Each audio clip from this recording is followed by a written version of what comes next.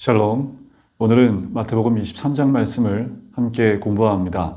예수님이 21장에서 예루살렘에 입성하신 이후에 성전을 정결케 하시고 또 그 다음날 그 정결하게 한 사건 때문에 일어난 논쟁들이 이어집니다.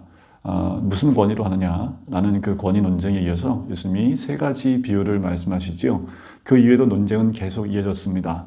마지막 논쟁이 한 율법사가 어떤 계명이 가장 큰 계명이냐라는 그 질문에 대한 답으로 마지막 논쟁이 끝납니다. 그리고 오늘 23장에 와선 이제 서기관과 바리새인에 대한 책망의 말씀이 나옵니다.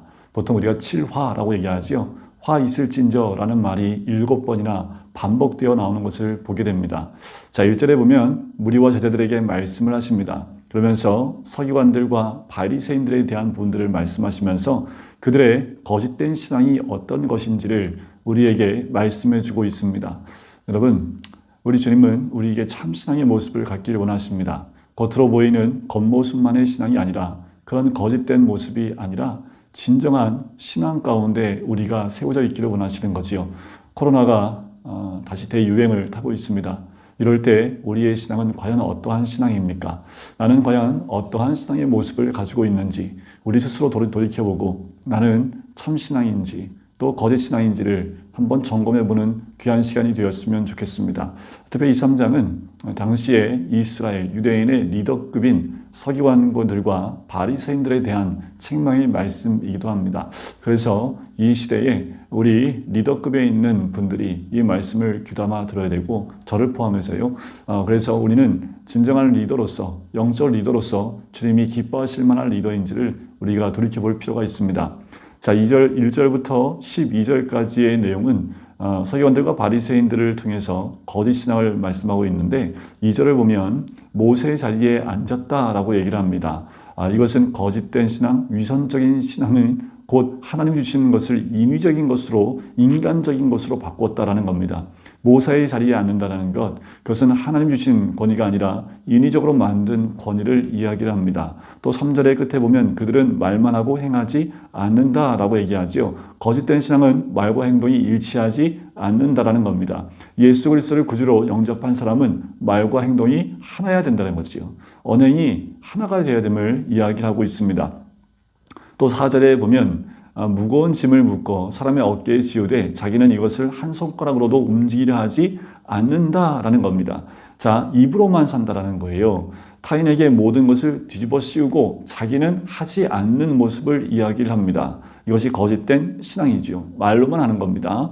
그리고 5절부터 7절까지의 모습을 보면 사람 앞에 잘 보이려고 하는 이 리더들의 모습을 보게 돼요. 5절에도 보면 모든 행위를 사람에게 보이고자 한다고 하지요. 옷을 길게 하고요. 높은 자리에 앉기 원하고 문안받고 또 랍비라 칭함 받는 것을 좋아합니다. 사람에게 인정받고 사람 앞에 잘 보이려고 하는 그런 모습은 거짓된 신앙입니다. 인간에게 보이고 사람에게 보이는 것보다 하나님께 인정받고 또 하나님께 잘 보이려고 하는 것이 우리들의 신앙의 모습이어야 되겠지요. 그래서 11절에 보면 너희 중에 큰 자는 너희를 섬기는 자가 되어야 하리라. 누구든지 자기를 높이는 자는 낮아지고 누구든지 자기를 낮추는 자는 높아지리라. 이것이 천국에서의 원리입니다. 낮아지고자 하는 자는 하나님이 높여주신다라고 말씀하시는 거지요. 더더욱 우리가 이 말씀을 통해서 한 가지 깨달아야 될 것은 무엇이냐면 겸손은 자기를 낮추는 것이 아니라 그리스도를 바라보는 겁니다. 우리 자신을 끝없이 낮춰요? 어떻게 하는 것이 낮추는 겁니까? 우리가 의도적으로 겸손케 하는 것, 겸손한 모습을 보이는 것이 그것이 겸손한 모습일까요? 아니야. 예수님만 바라보는 삶이 된다면 우리는 자연스럽게 겸손한 자리에 설 수밖에 없는 거지요. 진정한 겸손은 그리스도를 바라보는 것이다 라는 겁니다. 그리고 드디어 13절부터 이제 7가지의 화 있을진저 주님의 책망이 나옵니다. 자, 그런데 이 책망은 5장에 나오는 팔복과 대비하여 보면 정확하게 팔복과 반대되어지는 모습이 서기관들과 바리새인들에게서 등장하는 것을 보게 돼요. 먼저 화 있을진저는 유대인들 그리고 이스라엘 민족이 들어야 됩니까? 아니면 로마 그때 당시에 집권하고 있는 그 지배 세력들 가운데 있어야 될 말입니까? 그런데 우리 주님은 로마 정부나 로마인들에게 화 있을진저라고 하지 않아요. 세상을 향하여 화 있을진저라고 말씀하지 않고 이 믿음의 그 안에 하나님을 알고 믿음 안에 있는 특별히 영적 리더라고 하는 그 사람들, 겉으로만 거짓 신앙으로만 보이고 있는 그들에게 진짜 화 있다라고 말씀하고 있는 거지요. 우리는 새겨들어야 될 부분은 하나님은 세상을 위하여 화 있을진저라고 말씀하지 않으셨고 우리 예수 그리스도를 믿는 사람들에게 화 있을진저라고 말씀하고 있다는 겁니다. 우리 주님은 더 정결키를 원하고 더 거룩하게 되기를 원하시는 것, 그래서 우리에게 더 책망된 말씀을 허락하시는 것이다 라고 생각을 합니다. 자, 첫 번째 화가 뭐냐면 13절에 나오지요. 화 있을진저 외식하는 서기관들과 바리새인들이요. 항상 붙어다니는 것이 외식하는 자들입니다. 너희는 천국문을 사람들 앞에서 닫고 너희도 들어가지 않고 들어가려 하는 자도 들어가지 못하게 한다라는 거지요. 천국문을 닫아요. 자, 팔복에서 첫 번째와 두 번째 복, 심령이 가난한 자의 애통한 자. 심령이 가난한 자는 천국의 문을 여는 사람입니다. 그리고 애통하는 사람이 그 애통을 위로를 받을 수 있는 자, 천국에 거하는 자인데 지금 이들은 천국문을 닫아버리는 사람들이지요. 우리 주님의 마음은 무너지는 마음입니다. 천국 가운데 있어야 될 서기관과 바리새인들이 천국문도 닫고 사람도 못 들어가게 하는 그 자들의 모습이라는 거지요. 정확하게 심령이 가난한 자와의 통한 자와 대칭되는 부분이 13절에 나오는 화 있을진저 첫 번째 화입니다. 두 번째 화가 15절에 나오지요. 화 있을진저 외식하는 서기관들과 바리새인들이요. 자, 그러면서 뭐라고 얘기를 합니까? 너희는 교인 한 사람 얻기 위해 바다와 육지로 두루 다니다가 생기면 너희보다 배나 더 지옥 자식이 되게 한다라는 겁니다. 뭐예요? 실족하게 한다라는 거예요. 사람을 더 많이 실족하게 하여 지옥 자식이 되게 하는 너희들은 화 있을진저라는 겁니다. 무서운 말씀이지요. 한 영혼이 돌아왔는데 그 영혼을 주께로 온전히 인도하지 못하고 지옥 자식을 만든다라는 겁니다. 실족하게 한다는 거지요. 그 사람은 화 있다라는 겁니다. 온유한 자는 그렇지 않습니다. 팔복 가운데 온유한 자와 대칭이 되는 모습이지요. 온유한 자는 복이 있나니 땅을 기업으로 받을 것이다 라고 말씀을 하지요. 그래요. 온유한 자는 그 땅, 그리고 한 영혼을 주께로 인도하는 사람이 될 수밖에 없습니다. 자, 16절에 또 화 있을진저 하면서 눈먼 인도자여 라고 얘기를 합니다. 자, 이 서기관과 바리새인들이 뭐라고 얘기하냐면 10절 끝에 성전에 금으로 맹세하고 18절 끝에 제단 위에 있는 예물로 맹세하면 지킬 것이다 라고 얘기를 해요. 예물을 맹세하면 지켜야 된다고 얘기를 하는 거지요. 자, 그러면서 주님이 책망하시는 거예요. 무엇이 금을, 무엇이 예물을 거룩하게 하느냐라는 거지요. 그러면서 이 말씀은 뭐에 대한 책망이냐 하면 물질을 얻기에 탐하는 자는 모든 것을 빼앗기게 되고 비게 되어지는 것을 이야기를 하고 있는 겁니다. 자, 신앙적 위선, 허위, 돈과 현실적 이해에 얽매인 신앙에 대해서 지적하고 있는 거예요. 제단과 성전이 아니라 눈에 보이는 금과 예물에 집중되어 있는 그들은 눈에 보이는 그 위선과 허위와 돈과 현실적 이해에만 얽매여 있는 그 신앙인 것을 드러내고 있지요. 무엇에 줄여야 합니까? 팔복 가운데 네 번째 복입니다. 의에 줄이고 목마른 자가 되어야 됩니다. 그러면 배부를 것이라는 거지요. 하지만 이들은 의에 줄이고 목마르지 않은 사람이었지요. 23절에 보면 화 있을진저 외식하는 서기관과 바리새인들이요. 자, 그러면서 너희가 박하와 회양과 근처의 11절은 드리되, 자, 이 11절은 뭐냐면 아주 작은 것까지 세밀하게 하나님께 11절을 드린다라는 겁니다. 11절을 잘 드리고 있다라는 거예요. 그런데 이 율법보다 더 중요한 바 정의와 긍휼과 믿음은 버렸다라는 거지요. 11절을 드리는 신앙, 참 귀한 신앙입니다. 아주 세밀한 것까지 나눠서 하나님께 정확하게 예물을 드리는 것, 11절을 드리는 것 너무나 중요하지만 그것과 더불어 정의와 긍휼과 믿음을 버리면 안 된다라는 거지요. 정의란 말과 행실로 자기 이웃에게 해를 끼치지 않는 공평함을 얘기하고, 긍휼은 하나님의 사랑을 의미합니다. 믿음은 약속의 신실성을 의미하지요. 그러면서 24절에 이렇게 책망하십니다. 맹인된 인도자여, 하루살이는 걸러내고 낙타는 삼킨다라는 겁니다. 그들은 작은 일에 대해서도 자비롭지 못한 자였음을 이야기하고 있는 거지요. 자기들이 아주 세밀한 것까지 하나님께 드리다 보니까 남에게 대한 잣대도 아주 세밀하게 되고 있는 모습을 봐요.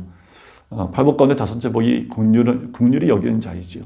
긍휼히 여기자는 복이 있습니다. 하나님의 긍휼을 가지고 있어야 됨을 이야기하는 거지요. 하나님의 사랑입니다. 그것을 잊고 있는 자들, 그 외식하는 서기관과 바리새인들이라는 거지요.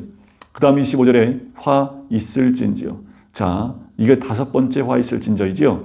잔과 대접의 겉은 깨끗이 하되 그 안에는 탐욕과 방탕으로 가득하다라는 겁니다. 겉은 깨끗하되 속은 더러운 자, 그 사람은 화 있을진저라는 거지요. 팔복 가운데 마음이 청결한 자는 복이 있다라고 말씀하신 것과 대칭이 됩니다. 탐욕은 무엇을 의미합니까? 탐욕은 강압적으로 남의 것을 빼앗고 노략질한다는 의미고요. 방탕은요, 자제할 힘이 없는, 즉 무절제하는, 그리고 질서가 없는 그들의 모습을, 그들이 마음 가운데 가득하고 있는 것을 이야기합니다. 먼저 내 안을 깨끗하게 하라고 주님 책망하고 있지요. 27절에 6번째 화가 있습니다. 외식하는 서기관들과 바리새인들이요. 회칠한 무덤 같으니 겉으로는 아름답게 보이나 그 안에는 죽은 사람의 뼈와 모든 더러운 것이 가득하다. 외식하고 형식에 치우친 자들은 화를 받겠다라고 얘기하는 거예요. 외식하고 형식에 치우쳐 있는 거지요. 겉으로 보이는 형식에만 치우쳐 있는 모습입니다. 화평하게 하는 자는 복이 있다라고 얘기를 했지요.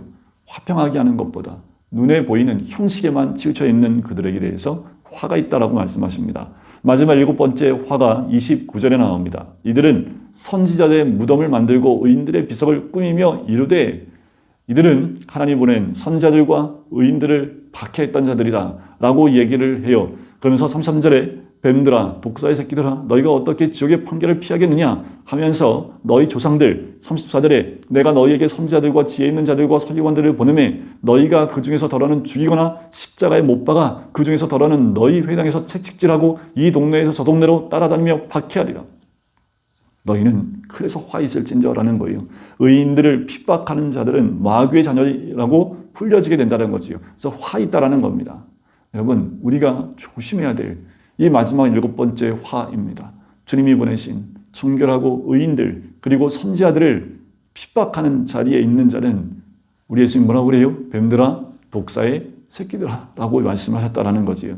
우리는 8번 마지막입니다. 의를 위하여 박해를 받는 자가 돼야 되는 거지요. 그는 복이 있나니 천국이 그들의 것이로다 라고 얘기를 합니다. 말씀을 하십니다. 여러분, 7가지의 화입니다. 이것은 영적 리더들의 화이기도 하지만 이 시대를 살고 있는 우리들이 어떠한 신앙을 갖고 있는지, 이 7가지 화 가운데 혹여나 우리들 가운데 들어있는 화는 있지 않은지, 우리의 삶이 팔복으로 주님의 성품으로 채워져야 되는데 그렇지 않고 이런 위선적인, 그리고 눈먼 자와 같은, 외식하는 자와 같은, 서기관들과 바리새인들과 같은 그 모습이 우리 가운데 있으면 안 되겠지요. 우리가 팔보로 채우는 리더가 되고 팔보로 채우는 하나님을 따르는 사람이 되어야 될 줄 믿습니다. 37절부터 39절은 예수님의 통곡의 메시지가 나옵니다. 예루살렘아, 예루살렘아, 선지자들을 죽이고 내게 파송된 자들을 돌로 치는 자여, 암탉이 그 새끼를 날개 아래 모음같이 내가 내 자녀를 모려한 일이 몇 번이더냐. 그러나 너희가 원하지 아니하여도다. 보라, 너희 집이 황폐하여 버려진 바 되리라 하면서 예루살렘이 황폐케 됨을 예언하고 있는 모습을 봐요. 이 말씀은 7가지의 화에 대해서 서기관과 바리새인들에게 그 잘못된 부분을 지적하시면서 돌이키길 원하셨다는 거예요. 결국 이런 죄로 인해서 예루살렘은 화를 당할 것이고 황폐하게 될 것을 예언하고 있는 모습을 봅니다. 모든 성경의 예언의 목적은요, 우리로 오늘을 잘 살도록 동기를 부여하는 것입니다. 예언은 미래에 대한 우리의 호기심을 만족시켜 주는 것이 아니라 현재 우리의 순결을 강화하는 데 그 예언은 쓰이게 되는 거죠. 이 23장에 나오는 이 모든 부분들은 우리가 이 시대를 살아가며 코로나 시대를 살아가며 우리 교회가 겪고 있는 어려움 가운데 하나님께서 우리를 정결케 하시고 다시 이 7가지 화 가운데서 8가지 복으로 바꿔 나가기를 원하시는 하나님의 거룩한 손길인 줄 믿습니다. 앞으로 이 교회에 여러 가지 잘못으로 황폐하게 된다 할지라도 아직 황폐함이 오기 전에 우리가 회개하고 돌이킴으로 우리 개개인의 삶 가운데 8가지 복이 채워짐으로 이 7가지의 화가 떠나고 8가지 복이 임할 때에 다시 회복되어지고 다시 부흥의 귀한 은혜가 임하게 될 줄 믿습니다. 기도하겠습니다. 사랑해 주님 감사합니다. 하나님, 서기관들과 바리새인들 그들을 향한 주님의 책망을 우리가 함께 나눴습니다.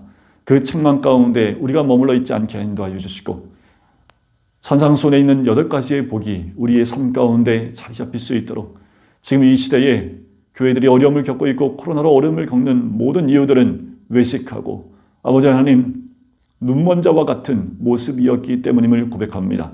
우리 안에 진정한 내적 충만함, 성령의 충만함, 8가지의 복이 충만한 인생이 될 수 있도록 축복하여 주시옵소서. 감사드리며 예수 그리스도의 이름으로 기도드립니다. 아멘.